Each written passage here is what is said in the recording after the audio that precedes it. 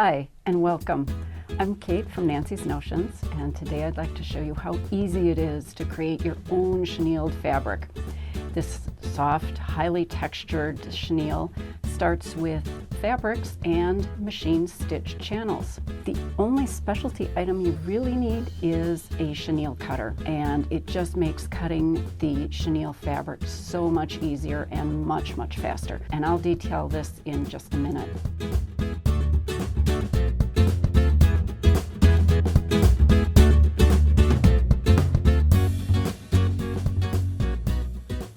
I'm working on a rug project, and you'll see in process in a moment. It starts with a canvas backing, and then we're also using 4 layers of fabric in this case, and one of those layers is going to become our base that you'll see from the front, and the remaining layers become the chenille. Now, you don't have to use just printed cottons. You can use all sorts of different fabrics. Just do a quick test first, see if you like how it chenilles. But rayons make beautiful scarves and shawls, very soft drape.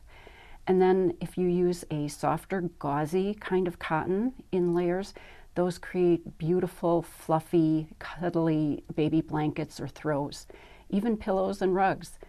All right, so let's start with layering our fabrics. I'm going to just review our layers. I have a canvas back. This is going to be the base or the backing of the rug project that I'm working on. And then I have just 4 layers of cotton fabric, and these are identical, so it'll give a nice rich color, and I've just layered them. One thing you might find helpful is using a very light temporary adhesive spray between the layers of the fabric. Just that light tack will help hold all those layers together, which will help both in the pinning process, which I'll be doing next. We're just going to space the pins out about a fist or 5 to 6 inches apart all the way around. And that spray will also help keep these layers nice and even when we're doing our stitching. Once you have your whole project pinned, you're ready then to draw a single guideline. And I'm going to be drawing a 45-degree line. That's going to go across the fabric, and it will make it very easy for us to start our stitching. So with the 45-degree line along the edge of the print, I'm just going to draw this guideline. And I'm using a pen that is wonderful on darker fabrics, but it takes just a moment or two to appear. So if you don't see that white right away, just wait a minute. It'll appear. It comes out as a liquid. So once we have the line drawn all the way across our project, we're ready to set up the machine for stitching. I'm using a walking foot. This is somewhat of a specialty foot that really helps feed all these layers evenly underneath the foot as you're stitching those channels. Then also put in a new needle. I'm using an 80-12 top stitch just because I have the canvas base and the 4 layers of fabric. But using a quilting or universal needle will work just as well with a lighter weight backing or base fabric. And then I have coordinating thread. I've chosen a kind of a darker turquoise because it looks great with this fabric. And then set the stitch length for between a 2.0 and a 2.5 stitch length. That gives a nice close stitch and really will secure all those channels once you've done the chenilling process. What we're going to do as I'm stitching, you'll see I'm using the presser foot edge as my stitching guide. I don't need any extra lines marked. Your first row of stitching will be right on your drawn guideline, and every row after that you're going to use the presser foot as your stitch guide. You're going to run the presser foot edge right along the previously stitched row, and if you want different sized channels, simply move your needle position. Once you finish stitching, you're ready for chenilling. Well, I've done some stitching, not all of it yet, but I really wanted to show you the chenille process. Our next step is going to be kind of pre-cutting a channel between each of the stitched lines, and this will make it very easy to insert our chenille cutting tool. So I'm going to count down my 3 layers. I do not want to cut into the canvas or that very first layer of fabric. I want to leave those intact completely. So I'm just going to cut about 1 inch in on the top 3 layers of the fabric, and I'm going to cut just a few channels and try to keep your cut kind of centered between the stitching line. Okay, we have a few cut here. Now let's take a look at the tool. I'm using the Ofa Chenille cutter for this project because it's a wonderful compact shape and it's got a variety of different size options built right in. You'll notice that there are 4 different feet at the base, and those are sized to fit into your different slots or your different size channels that you've stitched for your chenille fabric. This red arrow will move your blade to one of the 4 feet or slots, opening it up. As you can see right now, at the smallest plate or foot, I have the blade open.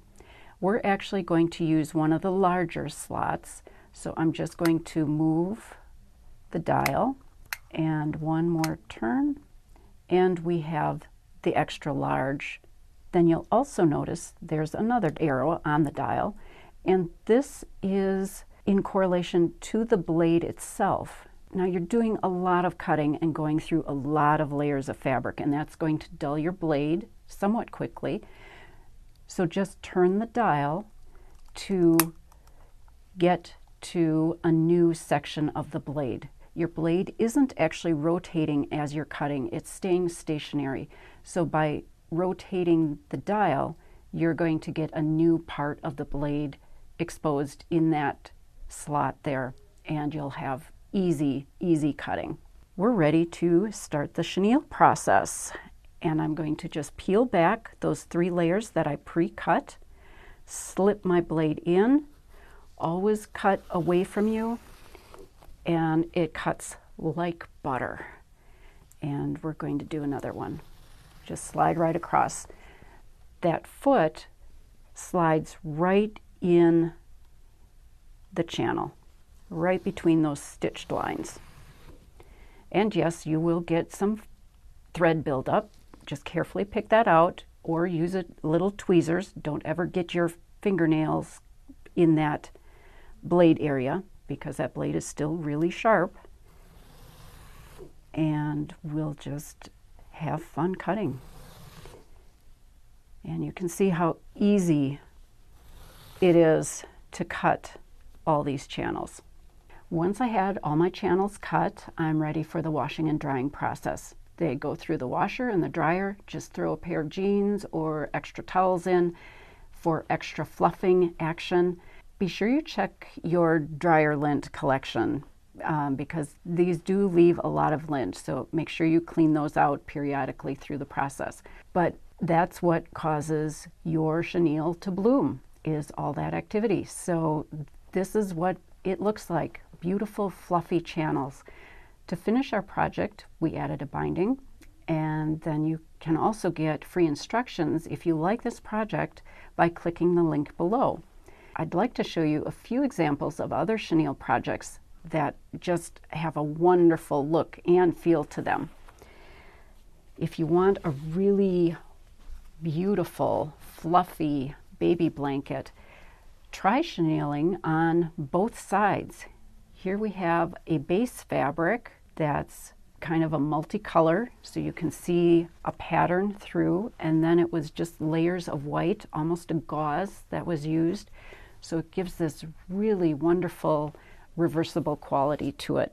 Here's another blanket. If you want the most absolute cuddly sort of blanket, use flannel as your backing fabric.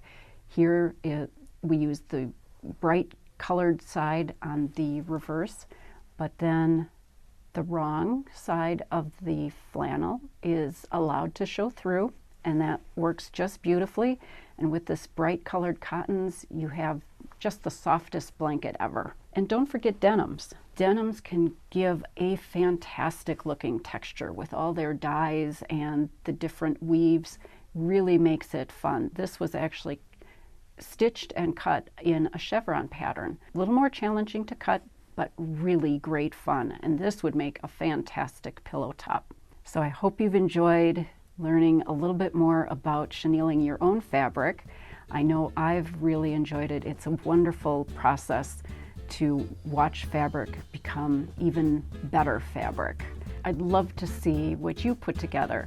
So be sure to take a photo, post it on Instagram, and use hashtag Nancy's Notions. And we love to read your messages and comments. They inspire us. So please leave a comment below. And if you haven't already, remember to subscribe so you can see all our newest videos and join us there. Thanks so much for watching. And then check your dryer lengths collection. What am I going to say? I hope you have experience. Pins. We have our pins in. We're pinned. Pinned. Pinterest. Oh.